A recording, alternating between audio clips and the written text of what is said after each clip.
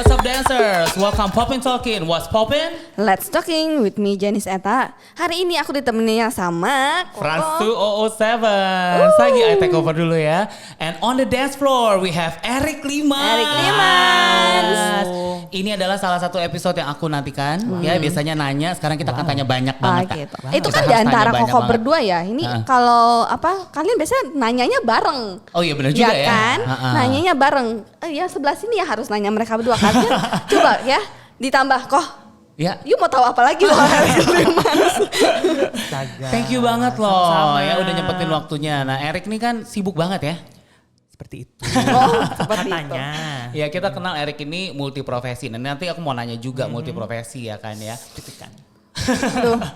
Ya, Yang sibuk. denger juga deg-degan. Sibuk banget. Nah kalau misalnya untuk seorang Eric Limans sendiri dalam dance industry, kita tuh kalau dengar nama Eric Limans gitu kayak Eric Limans gitu kayak as a brand, as a name gitu. Amin. Aku tuh kepengen sebenarnya. Aku juga. Aku tuh kepengen banget. Intinya tuh itu gitu kan ya. Gimana sih gitu? Kok bisa? Amin, puji Tuhan. Baca dong di baju saya, jangan main-main. Hashtag for life ya.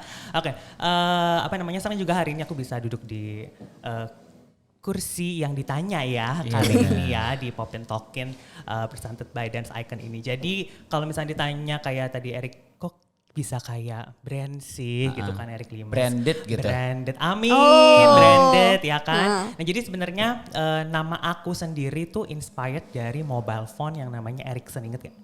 Oh iya. Ya kan? Aku belum lahir kayaknya. Hah? Aku belum Tapi kan lahir. pernah Google. Oh iya. Takut ditanya ya umurnya. Nah, jadi inspired dari brand mobile phone itu Ericsson karena papi aku itu yang ngebawa brand mobile phone Ericsson itu ke Indonesia pada saat itu gitu. Jadi maka terinspirasilah terjadi namanya Eric. Wow. Oke. Terlihatnya kayak branded gitu kan. Jadi emang inspirasi namanya dari satu brand gitu ceritanya. Kayak semua sudah terplanning dari sejak dini ya. Gitu ceritanya. Oh gitu. Dan bisa dibilang I came from the ordinary family yang sangat religius bisa dibilang gitu. Karena aku dari kecil itu selalu terus diingetin kayak berdoa. Jadi kayak before and after doing something gitu. Jadi itu yang mungkin bikin aku bikin satu prinsip hidup ya buat aku itu untuk berdoa harus selesai apapun ngapain itu sebelum dan sesudah itu harus berdoa gitu. Amin, yuk mari kita mulai semuanya dalam doa dulu. Iya tapi bener-bener sih. Kita mau doa religius dulu. banget ya. Banyak firman dan lain-lain. Nah tentang multiprofesi nih, Nah kita tahu tuh kayak Eric tuh kalau dilihat tuh banyak. Itu banyak banget as a dance icon, as an instructor, as an entrepreneur dan macem-macem gitu. Kok bisa sih jadi multiprofesi kayak begitu? Oke. Amin gitu. Jadi mesti kayak banyak juga orang-orang yang ngelihat aku kayak Eric ini apa sih gitu. Kayak banyak banget apa yang dilakuin gitu. Multiprofesi yang tadi Frans bilang. Terus ada juga yang mungkin orang-orang bilang kalau aku itu kayak multi talent gitu kan. Jadi itu adalah persepsi orang mengenai aku gitu. Jadi bersyukur juga gitu punya image yang seperti itu dan I feel so thankful karena diberkati Tuhan juga bisa melakukan banyak hal dengan all the talents. Tapi kalau dari aku tuh aku lebih suka mungkin aku itu adalah satu orang yang multi potential, yang multi passion dalam mengerjakan sesuatu gitu. Multi potential dan multi passion. Ya, Semua serba multi ya. karena aku tuh suka banget sama hal-hal baru and I need to make it happen dengan cara-cara yang kreatif gitu. Karena kan emang dari dulu kan kayak gitulah didikannya gitu kan kayak lo harus berdoa tentang apa yang lo pengen lakuin dan before after dan lo harus make it happen deh gimana caranya. Pokoknya berdoa itu harus dilakuin. Jadi dari berdoa kerja ngelakuin sesuatu, berdoa kerja ngelakuin sesuatu. Jadi kayak udah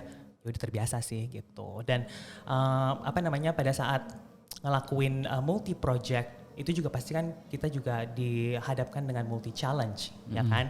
Nah journey itu, experience itu tuh aku dapetin karena aku tuh punya journey di dunia dance gitu sebenarnya. Gimana? Jadi awalnya journey-nya gimana sih untuk bisa jadi multiprofesi kayak begitu? Maksudnya kenapa jadi si multiprofesi itu bisa jadi prinsip gitu?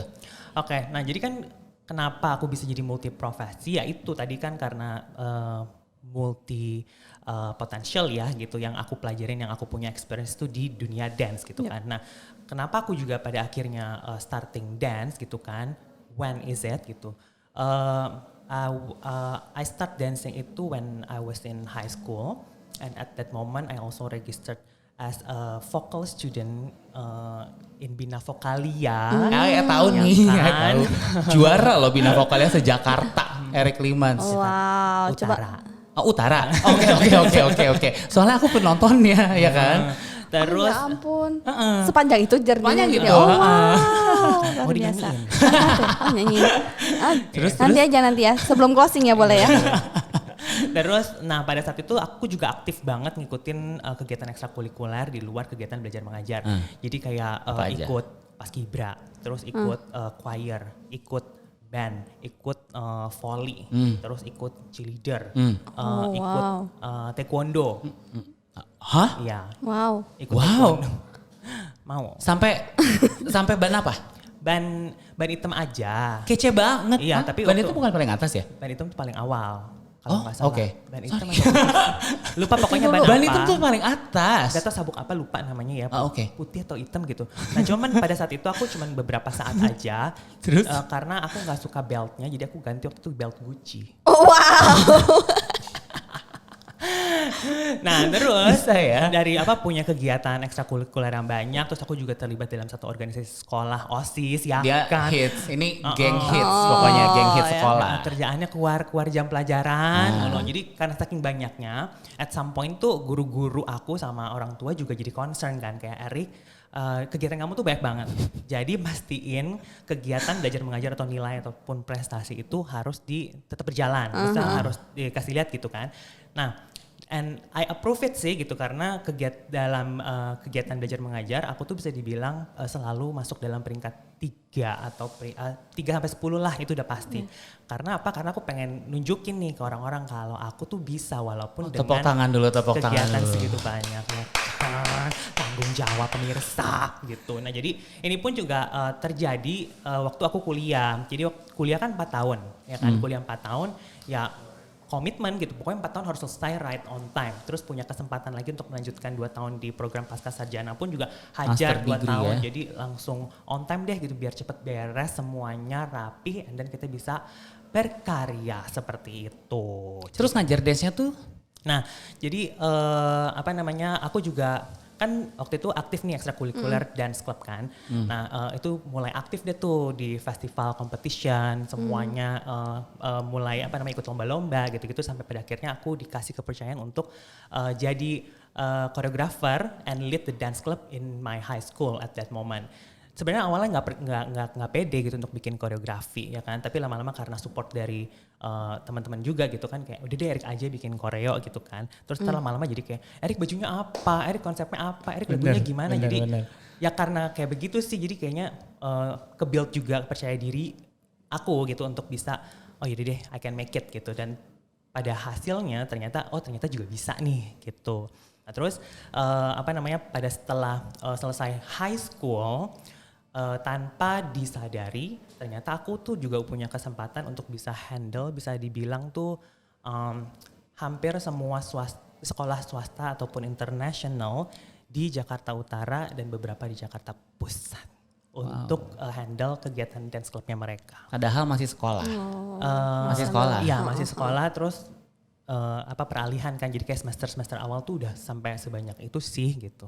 Sekolahnya pertanyaan aku bolos-bolos gak? Sebenarnya tahu sih. Sekolah apa? Kuliah maksudnya? Oh iya, Iya, waktu kan lagi ngelatih awal-awal. itu kan banyak banget tuh. Bolos-bolos gak?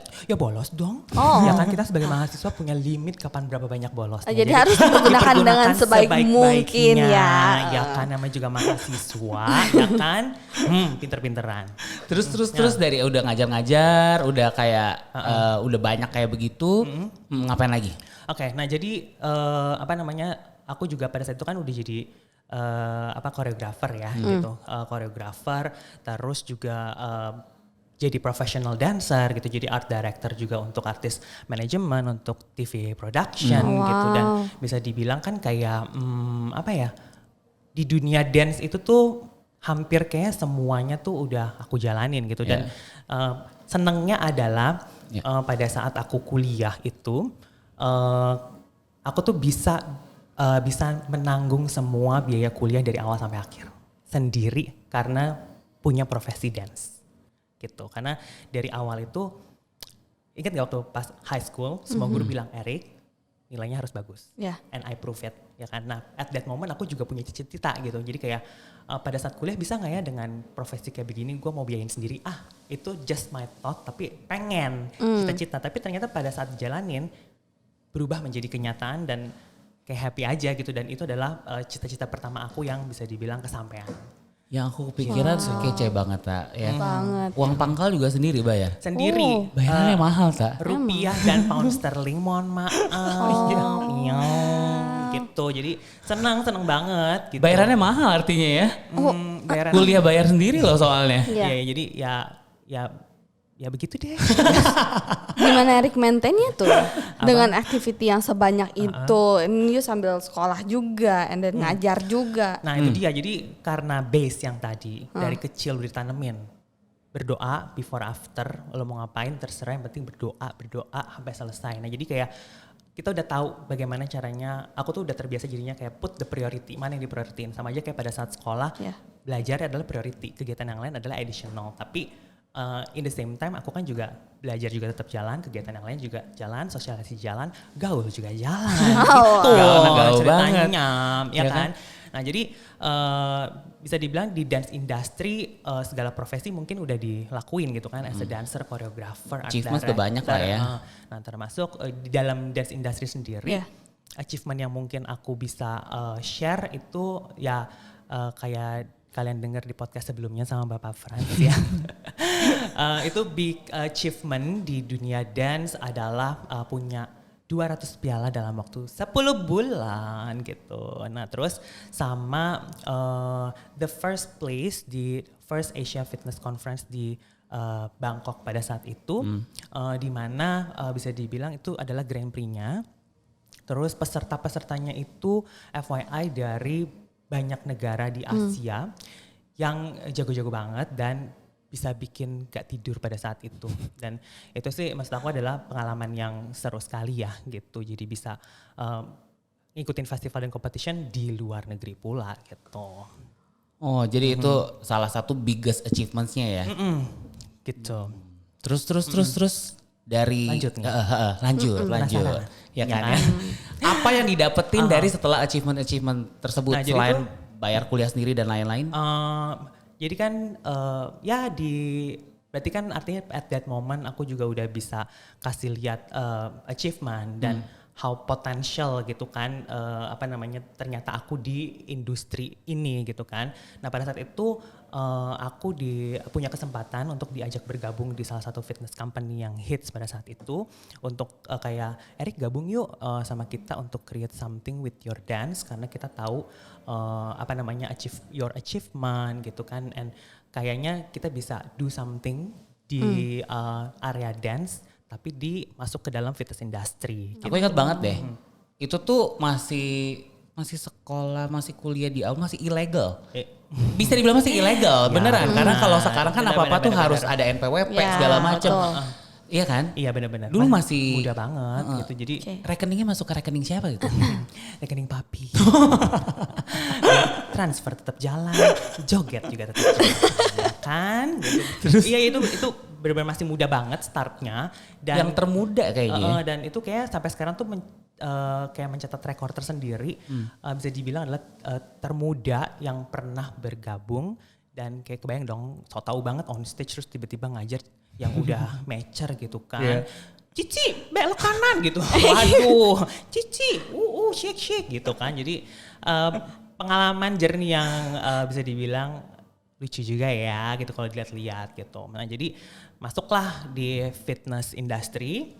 Itu juga aku sebagai dance director, terus sebagai regional development yang manage create the program, terus manage the system dari sumber dayanya itu di beberapa negara di Asia.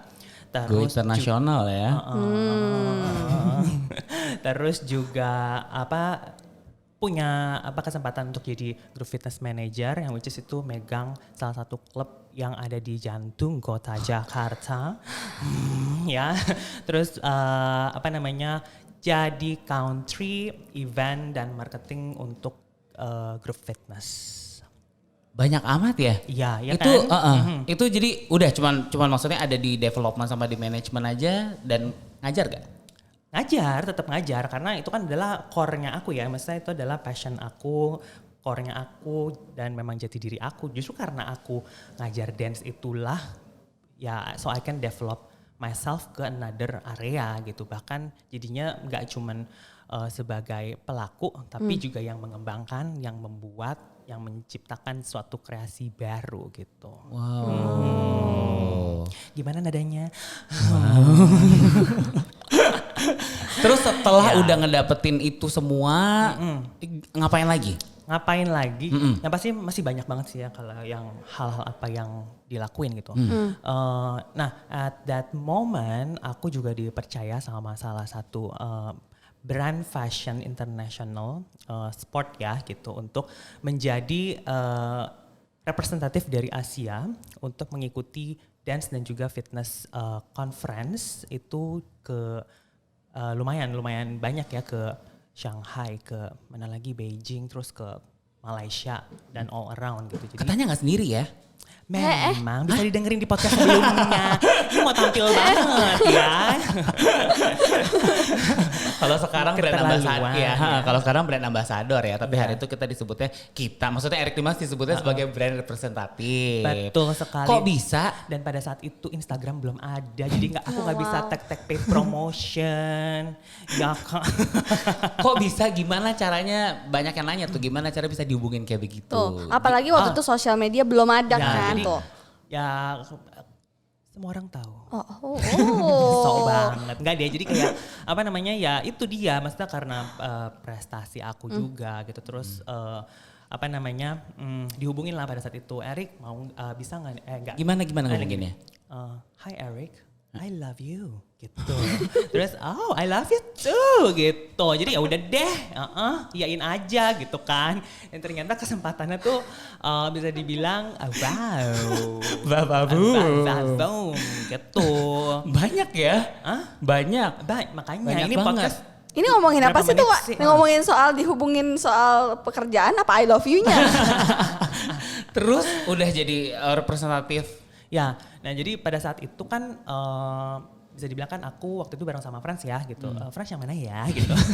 Nah jadi barengan sama Frans itu kan jadi representatif dari Asia untuk ikutin si dance sama fitness conference itu di luar negeri, bisa dibilang di international ya. Nah pada saat kita ada di situ, kita tuh ngelihat banget gitu, itu membuka mata kita sekali gitu untuk kayak Frans, kita nih sekarang nggak cuman ada di dance industry loh gitu, tapi kita di sini juga ada punya peranan di fitness industry.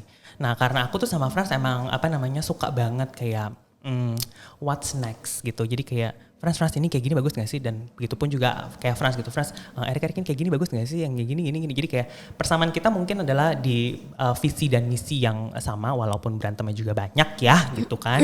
Cuman ya kalau demi kebaikan bersama ya udahlah ya gitu. Dan mindsetnya kita tuh once kita mau commit itu ya udah gitu. Dan pada saat itu kayak bener gak nih gitu kalau misalnya kita gimana kalau kita put our energy, our effort dan our investment itu di fitness gitu kan, yakin nih gitu. Dan pada saat itu kita decide ya udah deh gitu, yuk gitu, let's go kita buat investment kita ini di fitness industry.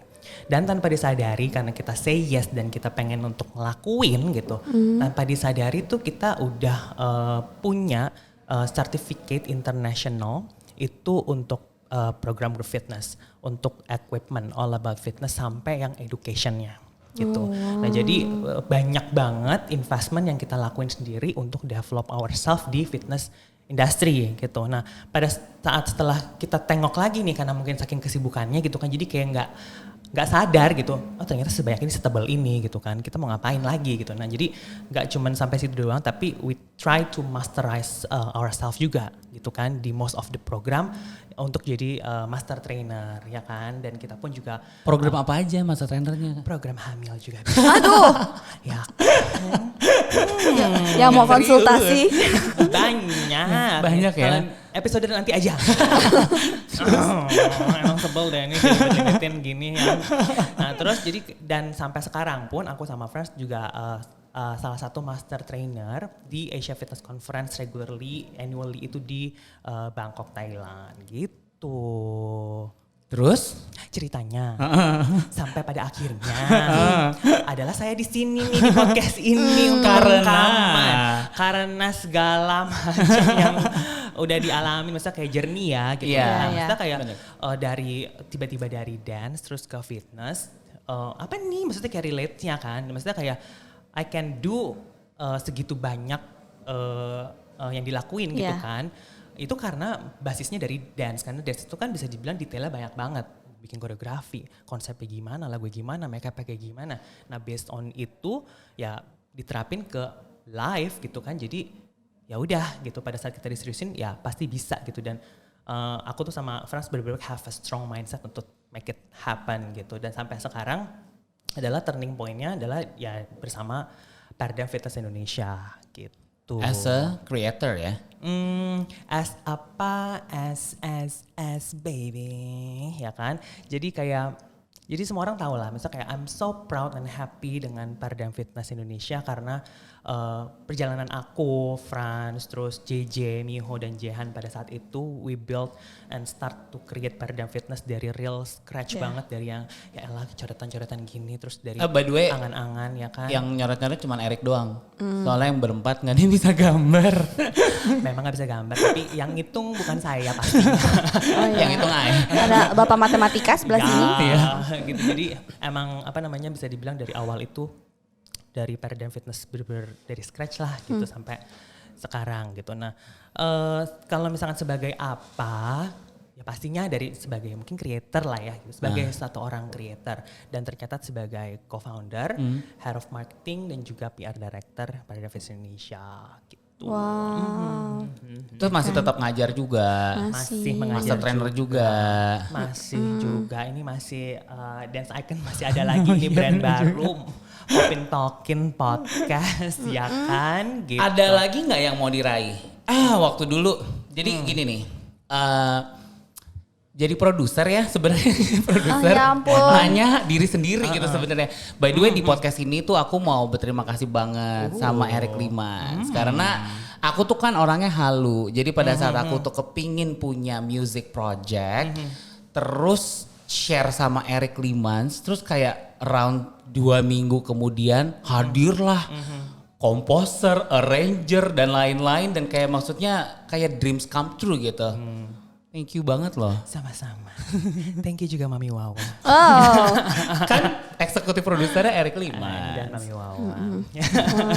Ya jadi itu adalah salah satu experience atau journey yang lain lagi yang which is berbeda dunianya, tapi again basisnya adalah karena I have It's related experience with di music and dance juga gitu kan. Dan pada saat itu Frans itu juga pengen punya keinginan cita-cita gue pengen nih berkarir di musik gitu kan. Dan itu menjadi salah satu pengalaman yang luar biasa, pembelajaran yang luar biasa lagi karena dengan project itu, project yang bukan main-main ya, project mahal kita ya, itu luar biasa.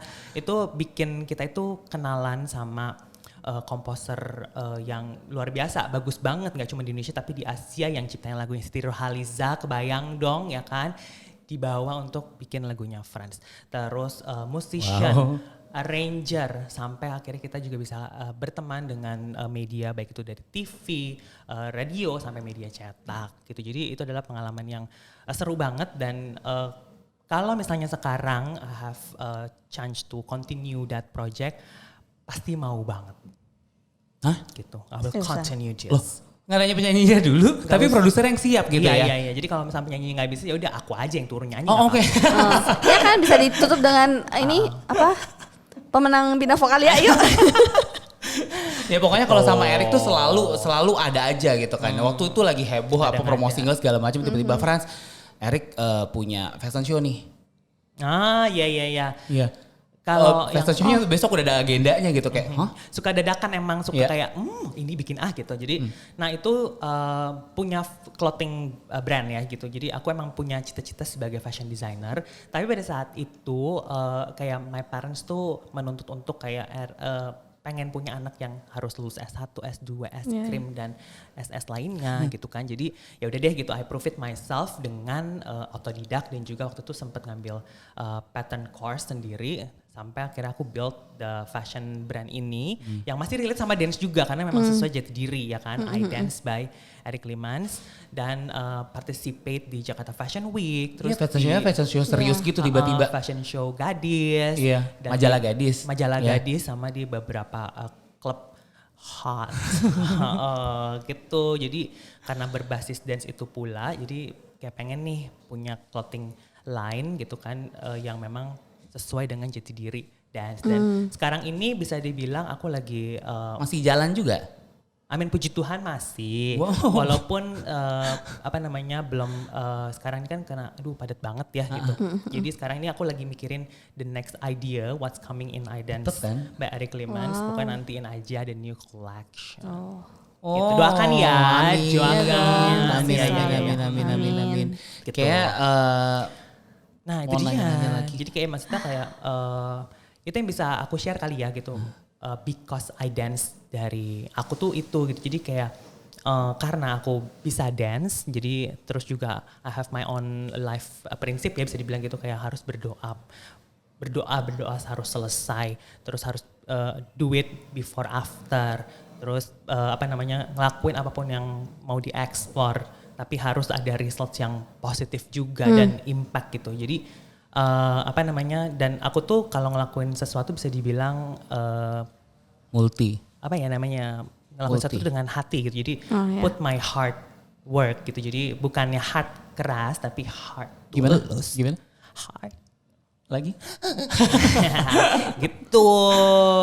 Oke, jadi kayak begitu ya. Kayak sebenarnya aku masih bawa banyak nanya Banyak sih. banget Cuman kayak ini. nanti kita harus bikin episode lagi ya, episode yang lain-lain.